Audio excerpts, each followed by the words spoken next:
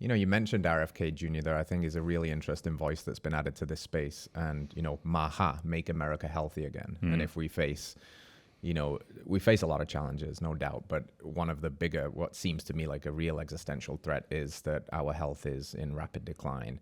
Our children are sicker than they've ever been. And we face some, pretty dire challenges if we don't actually spin things around and think about how we feed our animals, because we are what we eats and things like that.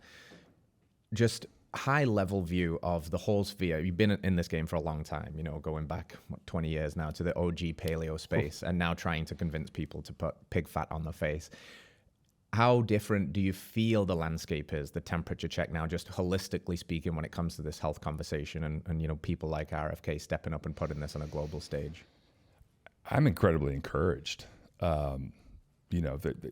You can bury yourself in the sand when it comes to how these algorithms work and what information they're allowing people to see or not see. But the reality is, I can take this device in my pocket and I can pop a video up and I can spread a message, and even if it gets to one new person. And so the dissemination of information, for good or for bad, is incredibly powerful.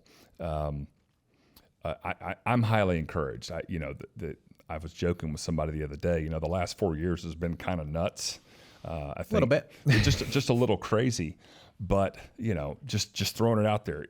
If the last 4 years doesn't happen, I don't think Elon buys Twitter. Mm-hmm. I don't think RFK runs. I don't think Vivek gets in the mix. I don't think Tulsi crosses the line. I mean, there's just so. I don't think. I mean, the idea, love him or hate him, but the idea of a president having a one phone call relationship with someone like Elon, Tulsi, RFK, and their understanding of what the problem is incredibly encouraging to me. I agree. We have more doctors, more drugs, more gyms, more workout routines than we've ever had in the history of human existence, and yet look at the metabolic dysfunction going on in our country. Look at the kids.